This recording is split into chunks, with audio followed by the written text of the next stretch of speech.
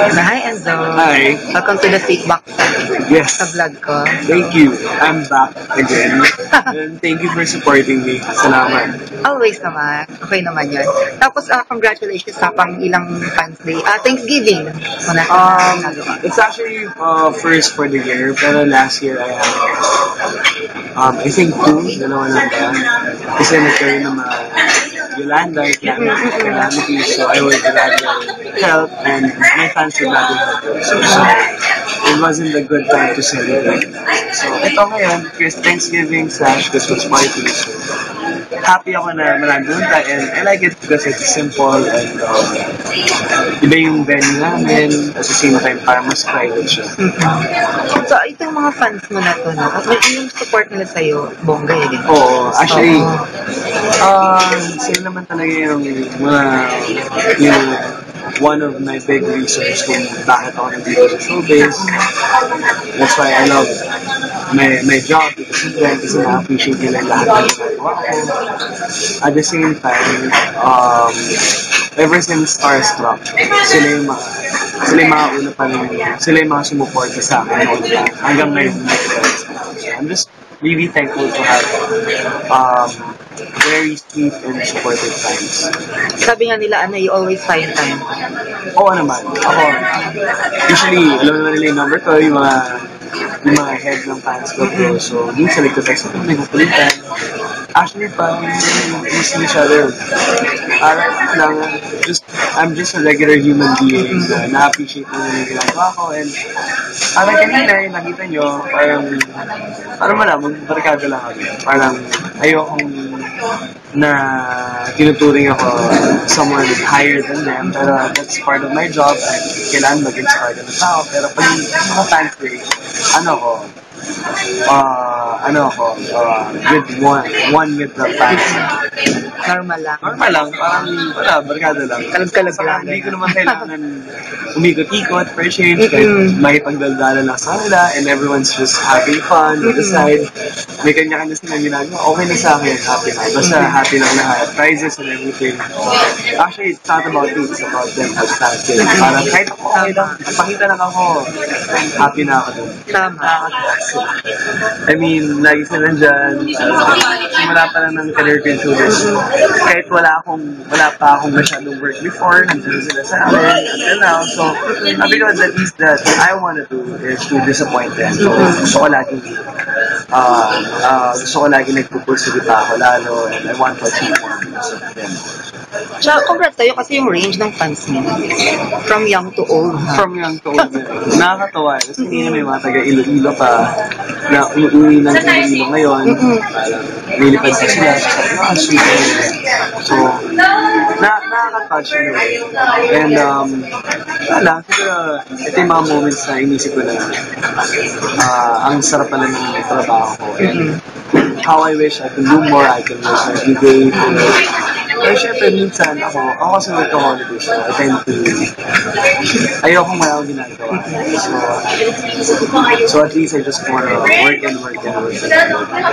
Speaking of work, ano yung mga projects mo ngayon na nakaabangan ng mga tao? Of course, Basement, it's coming, Feb 12. Exciting yun, talaga. Kung gusto mo ng date, first time naman date, nanood na kayo ng Basement para at least mapapayakap din dito kasi, di ba? Hindi yung super sweet. At least pag order, instant pogi points ka agad, yakap ka agad, di ba? Tama. Teleserye.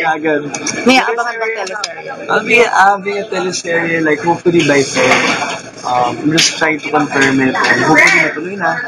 Honestly, kakatapos yung Donald Trump, I just gusto ko lang magtrabaho na kagad. Ayoko rin minsan nababangati. So, most of the time, resume ako, trying to improve myself in acting, getting all the experience I need. And I think ready na rin ako for a teleserye. Marami na akong na-experience throughout like December, New Year, that I can use in acting. Tama. Itong, balikan ko lang yung Basement mo, no? Can you tell us more something about it? Kasi medyo mysterious yung trailer niya. Well, it's just, basement is, iba-ibang story ng mga tao sa loob ng basement na na-stuck. Na-stuck kami sa lahat sa basement. But, we were doing our own thing. So, the drugs, the work, guard, na-stuck kami lahat doon. Tapos di namin alam, may multo, may monster doon. So, ayun. So, paano ba kami makakatakas? Paano ba namin mapatay? How do you keep yourself parang yung health mo, yung pagka-buff mo? December pa lang, hindi na ako lumalaman ng mga... Pero anong pa naman? Hindi naman. Tikim-tikim lang. Pero, it's about, clean eating yung naman. Hindi na usang diet. Clean eating is less salt, less sugar, less fat. Less gym. Oh, gym lang. You can eat anything naman just as long as you hit your required nutrients for the day. How often do you go to the gym? Like in a week? Monday to Thursday, gym ako. Kahapon. Sunod-sunod yun? Oo, 4 days straight. Tapos nagpahinga ako yesterday. So today, I had a fans day, so pahinga din ako. So hopefully tomorrow, Sunday, usually Sunday nag-gym. Saan ka nag-concentrate ngayon? I mean, depende kung ano yung kulang talaga. I'll be having a photo shoot for bench, so Ay, congrats. kailangan ready na. Summer eh. So, madugo pag summer. Pero, goal ko naman, one of my goals is to stay fit all year round. Yung paghahanda mo ba sa project mo, depende sa work o depende sa bigat nung binibigay niya? Actually, I wanted to make it different and interesting every time I do a project. Ayoko nang umuulit at the same time.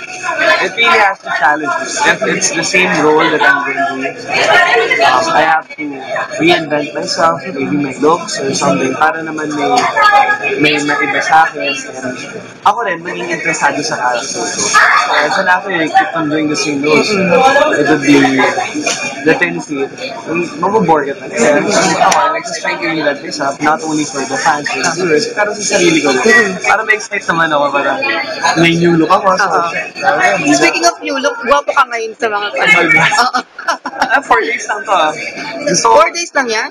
sabi ko parang, for a change, sige, iba yung look ko para pag nakita ko sa Jerry, hey, baka pwede pala si Enzong ganito yung image mo.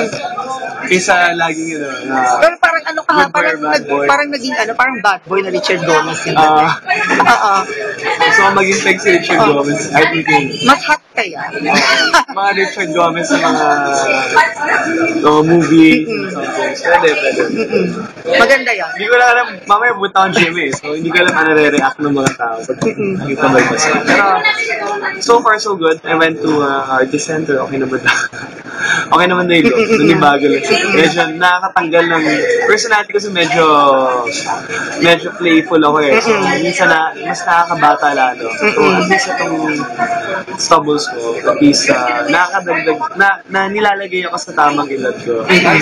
Hindi pinapabata pa ako lalo. Meron pa bang parang gusto mong gawin? Dahil na this year, kakapasok pala ng 2014 May gusto kang target or something? Well, last year, na-achieve ko I want to have a big goal and everything, but I still want more, I want to do more. Kasi ano yung napanood ko before, meron kang list Oo, I want to act in a award, I want to be in a cover magazine. Dami ko talagang goals.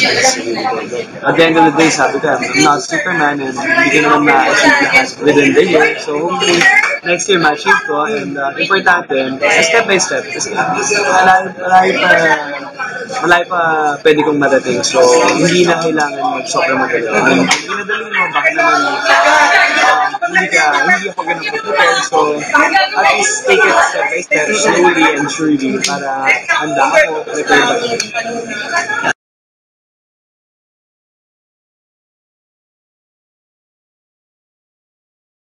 Unang-una, napakabait niya. Parang pagkasama niya kami, hindi kami fans. Hindi kami sa aming friends. Saka, kahit na nag-high na siya, parang medyo nagkaroon siya ng breaks na siya sa showbiz. Hindi niya kami nakalimutan.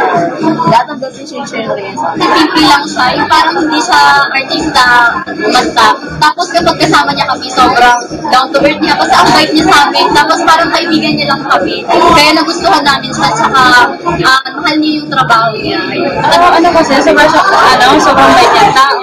Down to earth. Parang pinakakasama mo siya, parang hindi siya artista. Parang friends, ganyan. Ang gusto ko talaga sa kanya yung pagiging ano niya. Alam ko sa mga fans, napaka-approachable niya. Talented mo siya at ayun, masarap siya kasama. Follow siya, yung feeling siya kahit ang waki, okay lang sa kanya. Hindi iba na maamit eh. He always find time sa fans. So, kahit na super schedule, pinili niya magkaroon para lang makabandi niya yung fans niya. Pagiging natural siguro, yung kung ano siya, yun lang siya. Hindi ko lang halo ka-plastic.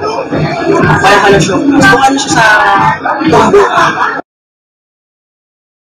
Sana yun nga, magkaroon siya ng talagang sarili niyang show na magkaroon siya yung video.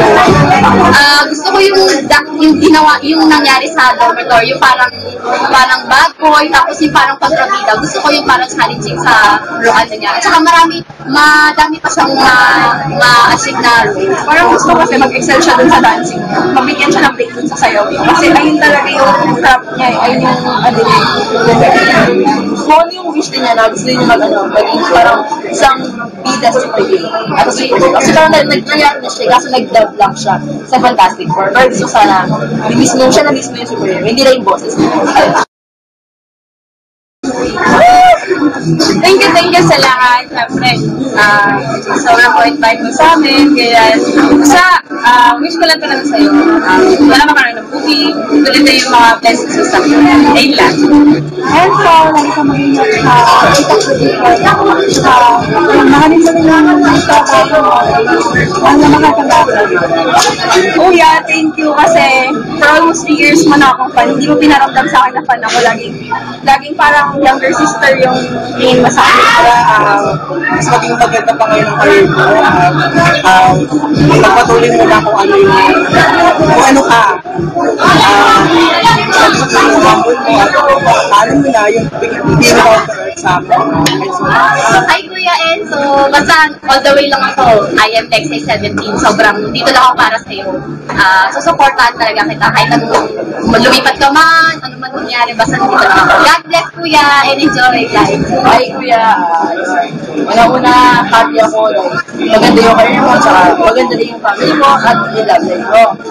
Sana huwag ka magbabago at alam ko lang hindi ka magbabago. If ever, hindi mo ako problema ka, sila kang para sa'yo. God bless. Thank you.